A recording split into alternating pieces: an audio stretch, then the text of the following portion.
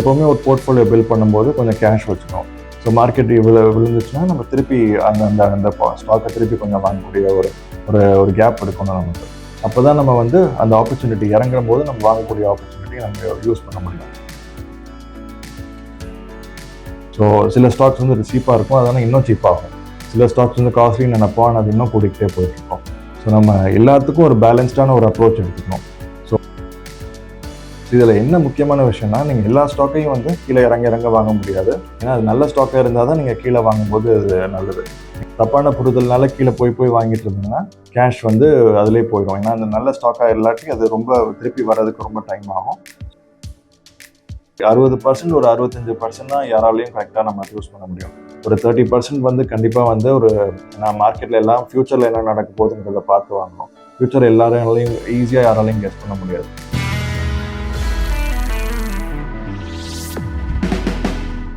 வணக்கம், என் பேர் விக்னேஷ். நம்ம இப்போ வந்து ஒரு போர்ட்ஃபோலியோ கன்ஸ்ட்ரக்ஷன் பற்றி பார்ப்போம். இப்போ பார்த்தீங்கன்னா நிறைய பேர் வந்து ஸ்டாக் டிப்ஸ்க்காக தான் நிறைய பேர்கிட்ட போய் பேசுவாங்க. எந்த ஸ்டாக் வாங்கலாம், எந்த ஸ்டாக் விற்கலாம் அப்படின்ற மாதிரி தான் அப்ரோச் பண்ணுவாங்க. பட் ஸ்டாக் சாய்ஸை விட எந்த ஸ்டாக்கை வாங்க போகிறோங்கிறத விட அது வந்து எப்போ வாங்குகிறோம், எப்படி வாங்குகிறோம், எவ்வளோ வாங்குகிறோம், இந்த மாதிரி விஷயங்கள் தான் ரொம்ப முக்கியம் ரிட்டர்ன்ஸ் பண்ணுறதுல. ஸோ ஒரு போர்ட்ஃபோலியோ வந்து எப்படி கன்ஸ்ட்ரக்ஷன் பண்ணணும், எந்த அளவுக்கு வந்து ஒரு செக்டரை வச்சுக்கணும், எத்தனை ஸ்டாக் வச்சுக்கணும், எந்தெந்த மாதிரி ஸ்டாக் நம்ம வந்து போர்ட்ஃபோலியோவில் கொண்டு வரணும், இந்த மாதிரி கான்செப்ட்ஸ் வந்து நிறைய பேர் டிஸ்கஸ் பண்ண மாட்டேங்கிறாங்க. அதுதான் வந்து இன்னும் முக்கியமான விஷயமா இருக்குது. ஸோ அது நம்ம ஒரு நல்ல போர்ட்ஃபோலியோ கன்ஸ்ட்ரக்ட் பண்ணோம்னா நம்ம வந்து அதுதான் வந்து அந்த ரிட்டர்ன்ஸில் வந்து அந்த டிஃப்ரென்ஷியேஷனே கொடுக்கும். உங்களுக்கு சாய்ஸ் ஆஃப் த கம்பெனி வந்து ஒரு ஃபர்ஸ்ட் பார்ட் தான். பட் போர்ட்ஃபோலியோவில் வந்து அது ஒரு போதுமான அளவுக்கு வாங்காட்டியோ இல்லை வந்து ஒரு தேவைக்கு அதிகமாக நீங்கள் வச்சுருந்தாலோ அது வந்து உங்களுக்கு அந்த கம்பெனி வந்து நல்லா பண்ணாலோ பண்ணாட்டியோ உங்களை அதிகமாக பாதிக்கும் அந்த போர்ட்ஃபோலியோவில். ஸோ இந்த மாதிரி ஒரு விஷயங்கள் பற்றி நம்ம இப்போ டிஸ்கஸ் பண்ணுவோம். ஒரு போர்ட்ஃபோலியோன்னு எடுத்துகிட்டு நீங்கள் கன்ஸ்ட்ரக்ட் பண்ணும்போது நீங்கள் அதை வந்து ஒரு கிரிக்கெட் டீம் மாதிரி பார்க்கலாம். நீங்கள் வந்து பார்த்தீங்கன்னா அதில் டிஃப்ரெண்ட் டைப்ஸ் ஆஃப் பிளேயர்ஸ் இருப்பாங்க இல்லையா. ஸோ வந்து ஒரு ஸ்லோவாக ஆடக்கூடிய ஒரு பேட்ஸ்மேன் இருப்பாங்க, ஃபர்ஸ்டே வந்து ரொம்ப அக்ரெசிவாக ஆடக்கூடிய பேட்ஸ்மேன் இருப்பாங்க.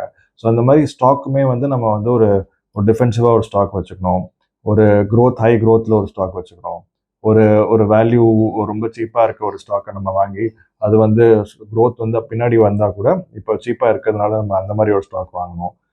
அதே மாதிரி நம்ம வந்து டைப்ஸ் ஆஃப் ஸ்டாக்ஸுமே வந்து டிஃப்ரென்சியேஷன் இருக்கணும். ஒரு செக்டர் வைஸ் ஒரு டிஃப்ரென்சியேஷன் இருக்கணும். ஒரு மார்க்கெட் கேப்னு சொல்கிறோம் இல்லையா, லார்ஜ் கேப் ஸ்டாக் கொஞ்சம் இருக்கணும், மிட் கேப் ஸ்டாக் கொஞ்சம் இருக்கணும், சில சின்ன ஸ்டாக்ஸ் இருக்கணும், ஸ்மால் கேப் ஸ்டாக்ஸ் இருக்கணும். ஸோ இந்த மாதிரி ஒரு டைவர்சிஃபைடான அப்ரோச் எடுத்தோம்னா நமக்கு வந்து ஒரு பேலன்ஸ்டாக இருக்கும் அந்த போர்ட்ஃபோலியோ. அதில் வந்து பார்த்தீங்கன்னா இப்போ ஒரு 20லேருந்து 25 ஸ்டாக் வச்சுக்கிட்டிங்கன்னா நீங்கள் அந்த போர்ட்ஃபோலியோ வந்து தேவையான அளவுக்கு டைவர்சிஃபைடாக வச்சுருப்பீங்க. அப்போ 25 ஸ்டாக் வச்சுருக்கோன்னு வச்சுக்கோங்களேன். அப்போ வந்து நீங்கள் 100% வந்து 25 ஸ்டாக்கில் நீங்கள் பிரிக்கிறீங்க. அப்போ ஒரு ஸ்டாக் வந்து உங்களுக்கு ஒரு 4% இருக்கும். இல்லை 20 ஸ்டாக் வச்சுருந்தீங்கன்னா ஒரு 5% இருக்கும். ஸோ ஒரு ஸ்டாக் பார்த்தீங்கன்னா ஆவரேஜாக வந்து 4 to 5% வந்து ஆவரேஜ் வெயிட்டேஜ்னு சொல்லுவோம். இப்போ நீங்கள் ஒரு ஸ்டாக் வந்து 5%க்கு கீழே ஒரு 2%, 3% வச்சுருந்தீங்கன்னா அது ஒரு அண்டர் வெயிட்னு சொல்லுவோம். உங்கள் போர்ட்ஃபோலியோவில் it's an underweight stock அப்படின்னு. அதே மாதிரி நீங்கள் 5%க்கு மேலே ஒரு 7-8% வச்சுருந்தீங்கன்னா அது ஒரு ஓவர் வெயிட் பொசிஷன்னு நம்ம சொல்லுவோம். ஸோ நம்ம இப்போ வந்து எல்லா ஸ்டாக்கும் ஈக்குவல் ஒரு பொசிஷன் வச்சுருக்கோம் அப்படின்னா, எல்லா ஸ்டாக்கும் ஒரு 5% வச்சுருந்தோம்னா அது ஒரு ஈக்குவல் வெயிட் போர்ட்ஃபோலியோன்னு சொல்லுவோம். ஸோ இந்த மாதிரி வெயிட்டேஜ் வந்து பார்த்தீங்கன்னா நீங்கள் எதில் வந்து உங்களுக்கு பெஸ்ட் ஐடியாவோ அதில் நீங்கள் அதிக வெயிட்டேஜ் கொடுக்கணும். எதில் வந்து உங்களுக்கு டவுட்ஃபுல்லாக இருக்குது, அது ரிஸ்க் அதிகமாக இருக்குங்கிற போது நீங்கள் வெயிட்டேஜ் வந்து குறைவாக கொடுக்கணும். பட் ஆவரேஜாக உங்களுக்கு வந்து நல்ல ஐடியா, நல்லா இருக்குது, நல்ல வேல்யூவேஷனில் வாங்கியிருக்கீங்க அப்படின்னா ஒரு 4 to 5% நீங்கள் கொடுக்கக்கூடிய வாய்ப்பு இருக்குது. ஏன்னா ஒரு 25 ஸ்டாக் எடுக்கும்போது ஒரு ஸ்டாக்கில் நீங்கள் வந்து 5%ங்கிறது ஒரு ஆவரேஜ் வெயிட்டாக இருக்கிறதுனால 5% போட்டால் அது கரெக்டான வெயிட். ஸோ நீங்கள் இப்போ வந்து நீங்கள் ஒரு ஸ்டாக் வாங்கும்போது ஃபஸ்ட்டே நீங்கள் டிசைட் பண்ணிக்கணும், எவ்வளோ பர்சன்டேஜ் நான் அந்த ஸ்டாக் என் போர்ட்ஃபோலியோவில் வாங்க போகிறேன், அது எந்த மதிப்பில் நான் எவ்வளோ வாங்க போகிறேன்னு நீங்கள் டிசைட் பண்ணிக்கணும். ஸோ இப்போ நான் வந்து ஒரு ஸ்டாக் எக்ஸாம்பிளுக்கு வந்து நான் ரிலையன்ஸ் வாங்க போகிறேன்னு வச்சுக்கோங்களேன். அது வந்து இந்த மதிப்பில் வந்து எனக்கு கொஞ்சம் அதிக மதிப்பு மாதிரி தெரியுதுன்னு வச்சுக்கோங்க. நான் இந்த கட்டத்தில் அதிகமாக மதிப்பில் இருக்குன்னு சொல்ல வரல. பட் ஒரு எக்ஸாம்பிளுக்காக ரிலையன்ஸ் வந்து இப்போ அதிக மதிப்பில் இருக்குன்னா நான் இப்போதைக்கு அதை ஒரு 1% தான் வாங்குவேன். அப்புறம் கொஞ்சம் குறையும் போது இன்னொரு 1% வாங்குவேன். அந்த மாதிரி கொஞ்சம் கொஞ்சமாக நான் 5%க்கு வாங்குவேன். அதுக்கப்புறமும் குறைஞ்சிட்டே இருந்துச்சுன்னா அது நான் 6%, 7% ஆஃப் போர்ட்ஃபோலியோக்கும் நான் எடுத்துகிட்டு போவேன். ஏன்னா வந்து உங்களுக்கு சீப் ஆக ஆக அது நல்ல கம்பெனியாக இருக்கும்போது உங்களுக்கு நிறையா வாங்கினீங்கன்னா உங்களுக்கு போர்ட்ஃபோலியோவில் வந்து பின்னாடி அது ஆவரேஜ் ப்ரைஸ்க்கு வரும்போது, அதாவது இந்த குறைஞ்சது வந்து திருப்பி ரெக்கவர் ஆனாலே உங்களுக்கு அந்த ரிட்டர்ன்ஸ் வந்து வரக்கூடிய வாய்ப்பு இருக்கு. ஸோ நீங்கள் இதை வந்து எப்படின்னா ஸ்லோவாக தான் இந்த ஸ்டாக்கையும் வாங்கணும். ஒரு போர்ட்ஃபோலியோ பில்ட் பண்ணும்போது நீங்கள் டே ஒன் அந்த ஸ்டாக்கை நீங்கள் ரிலையன்ஸ் இன்னைக்கே வந்து ஃபுல் 5% நான் இன்றைக்கே வாங்கிடக்கூடாது. நீங்கள் வந்து பொறுமையாக நீங்கள் கொஞ்சம் கொஞ்சமாக வாங்கி ஒரு ஆவரேஜ் ப்ரைஸ்க்கு நீங்கள் அதை எடுத்துகிட்டு வரணும். ஒரு ஸ்டாக்கை நீங்கள் வந்து ஒரு 6 மாதத்துக்கோ இல்லை ஒரு 9 மந்த்ஸ்க்கோ பிரித்து வாங்கணும். அப்போ தான் உங்களுக்கு ஒரு ஆவரேஜ் வந்து நல்ல ஆவரேஜ் கிடைக்கும். அதே சமயம் வந்து ஒரு ஸ்டாக் ரொம்ப சீப்பாக இருக்குது அப்படின்னா நீங்கள் வந்து கொஞ்சம் நல்லாவே ஒரு 3-4% ஒரே சமயத்தில் வாங்கினாலும் தப்பில்லை. பட் ஒரு ஸ்டாக் வந்து இப்போ ரிலையன்ஸ் எக்ஸாம்பிள் சொன்ன மாதிரி கொஞ்சம் அதிக விலையில் இருக்கும்போது ஒன்றா வாங்கக்கூடாது. கீழே ஒரு வேல்யூ ஜோனில் இருக்கும்போது நீங்கள் 3% 4% ஒரே சமயத்தில் வாங்குறது நல்லது.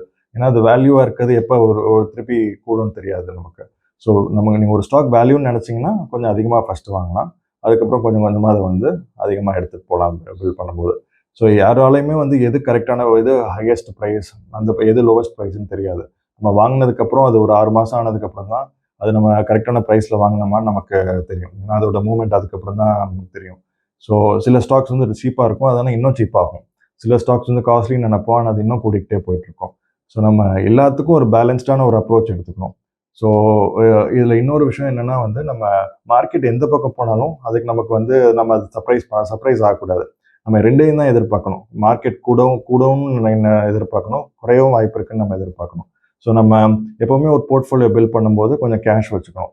ஸோ மார்க்கெட் விழுந்துச்சுன்னா நம்ம திருப்பி அந்த அந்த அந்த ஸ்டாக்கை திருப்பி கொஞ்சம் வாங்கக்கூடிய ஒரு ஒரு ஒரு கேப் இருக்கணும் நமக்கு.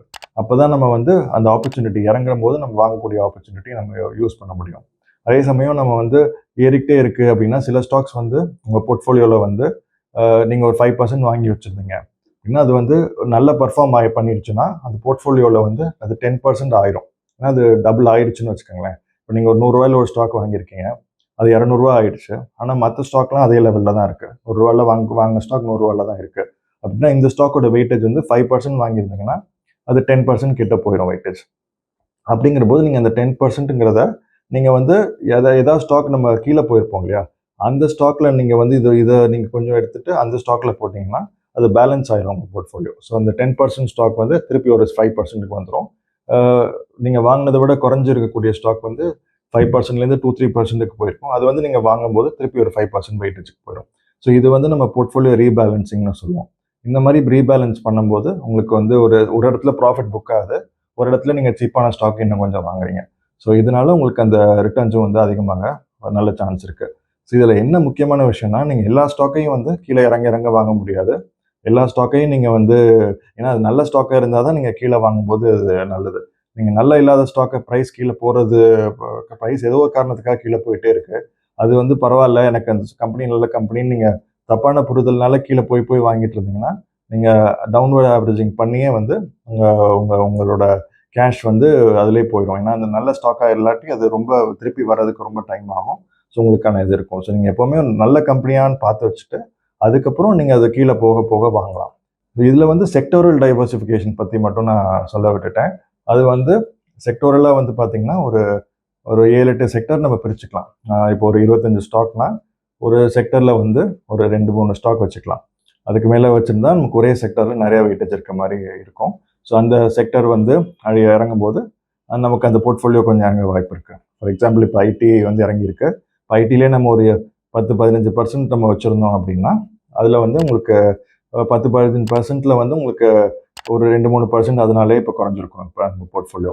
ஸோ ஒரு செக்டரில் வந்து நீங்கள் சீப்பாக இருக்கும்போது நீங்கள் ஓவர் வெயிட்டாக இருக்கலாம். பட் ஓரளவுக்கு நீங்கள் வந்து ஒரு ஒரு செக்டரில் வந்து ஒரு 15-20% மேலே ஒரே செக்டரில் நீங்கள் போடக்கூடாது. ஸோ இந்த மாதிரி நீங்கள் ஒரு பேலன்ஸ்ட் அப்ரோச் நீங்கள் இருக்கிறது நல்லது. ஸோ இதுதான் ஒரு போர்ட்ஃபோலியோ ஒரு கன்ஸ்ட்ரக்ஷனோட ஒரு ஒரு பேசிக் டிஸ்கஷன் இதை பற்றி. ஸோ இப்போ வந்து நம்ம 25 ஸ்டாக்ஸ் இருக்க எக்ஸாம்பிள் வச்சு நம்ம ஒரு போர்ட்ஃபோலியோ பார்த்தோம். பட் சில பேர் வந்து ரொம்ப கான்சென்ட்ரேட்டடாக 10 ஸ்டாக் மட்டும் வச்சுருப்பாங்க.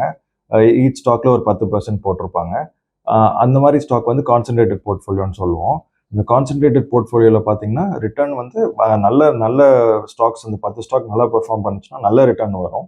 அதே சமயம் வந்து நல்லா பண்ணாட்டி உங்களுக்கு நிறையாவும் வந்து போர்ட்ஃபோலியோவும் கீழே போகிற நிறைய சான்ஸ் இருக்குது. ஸோ வந்து இதில் வந்து பார்த்தீங்கன்னா கான்சென்ட்ரேட்டட் போர்ட்ஃபோலியோ வந்து கொஞ்சம் ரிஸ்கியான ஒரு அப்ரோச். டைவர்சிஃபைடாக இருக்க போர்ட்ஃபோலியோ வந்து உங்களுக்கு கெயின்ஸும் வந்து டைவர்சிஃபைடாக இருக்கிறதுனால ரொம்ப அபரிவிதமான கெயின்ஸ் வந்து இந்த போர்ட்ஃபோலியோவில் இல்லாட்டியும் ரிஸ்க்கும் உங்களுக்கு அந்த அளவுக்கு குறைவாக இருக்கும். நீங்கள் பார்த்தீங்கன்னா நான் ரொம்ப வந்து எக்ஸ்பீரியன்ஸ்ட் இன்வெஸ்டர்ஸ் வந்து நிறையா அதை பற்றி அந்த 10 ஸ்டாக் நல்லா தெரிஞ்சவங்க ஸ்டாக் வந்து அந்த 10 ஸ்டாக் மட்டும் தான் வச்சுப்பாங்க. பட் நம்ம வந்து ரெகுலராக அதை ஃபாலோ பண்ணாட்டி நம்ம எல்லா டைமும் அந்த ரிசல்ட்டை படிக்காமல் அப்டேட் பண்ணிகிட்டே இருக்காமல் இருந்தால் நமக்கு டைவர்சிஃபைடாக இருக்கிறது பெட்டரான ஒரு அப்ரோச்சாக இருக்கும். ஸோ ரிஸ்க் வைஸ் பாயிண்ட் பார்த்துக்க உங்களுக்கு எது சூட்டபுளாக இருக்கும்னு பார்த்துட்டு அந்த மாதிரி நீங்கள் போர்ட்ஃபோலியோ அப்ரோச் எடுக்கலாம். பட் ஒரு பேலன்ஸ்டு அந்த அப்ரோச்சாக இருக்கிறது வந்து ஆல்வேஸ் பெட்டர். ஏன்னா உங்களுக்கு வந்து ஒரு செக்டார் மேலேயோ இல்லை ஒரு ஸ்டாக் மேலேயோ உங்களுக்கு அதிகமான ஒரு இம்பார்ட்டன்ஸ் இருக்காது. ஸோ அந்த நீங்கள் அது ஏதாவது கண்டிப்பாக மிஸ்டேக்ஸ் வரும். நம்ம வந்து ஒரு 25 ஸ்டாக்ல ஒரு ஒரு ஒரு ஒரு 60% ஒரு 65% தான் யாராலையும் கரெக்டாக நம்ம சூஸ் பண்ண முடியும். ஒரு 30% வந்து கண்டிப்பாக வந்து ஒரு நான் மார்க்கெட்டில் எல்லாம் ஃபியூச்சரில் என்ன நடக்க போகுதுங்கிறத பார்த்து வாங்கணும். ஃபியூச்சர் எல்லாராலையும் ஈஸியாக யாராலையும் கெஸ் பண்ண முடியாது. ஸோ ஒரு 10 ஸ்டாக் நம்ம எடுத்துட்டோம்னா ஒரு 7 ஸ்டாக் தான் நம்ம கரெக்டாக நமக்கு பார்க்க முடியும், வர முடியும், சூஸ் பண்ண முடியும். 2, 3 ஸ்டாக் அப்படி இப்படி தான் ஆகும். அந்த 2, 3 ஸ்டாக் வந்து பார்த்தீங்கன்னா 10 ஸ்டாக் போர்ட்ஃபோலியோல ஒரு 3 ஸ்டாக்குங்கிற போது it will be a highly ரிஸ்கியான ஒரு இது. 25 ஸ்டாக்ஸ் இருக்கும்போது நீங்கள் எப்படியும் ஒரு 20 ஸ்டாக் வைக்கும்போது அந்த 5 ஸ்டாக்கான வெயிட்டேஜ் வந்து குறைவாக தான் இருக்கும். ஏன்னா உங்களுக்கு ஒரு ஸ்டாக்லேயே 3-4% போட்டிருப்பீங்க, 5% போட்டிருப்பீங்க. So it will not be a very big risk on that side. So ஒரு ஒரு மாதிரி ஒரு diversified approach is better for newer investors, for smaller investors. Concentrated portfolio வந்து நல்ல ஒரு எக்ஸ்பீரியன்ஸ் பீப்புளுக்கு நல்ல கான்ஃபிடென்ட்டாக ரெகுலராக அதை பற்றி பார்க்குறவங்களுக்கு ஓகேயா இருக்கும். தேங்க்யூ.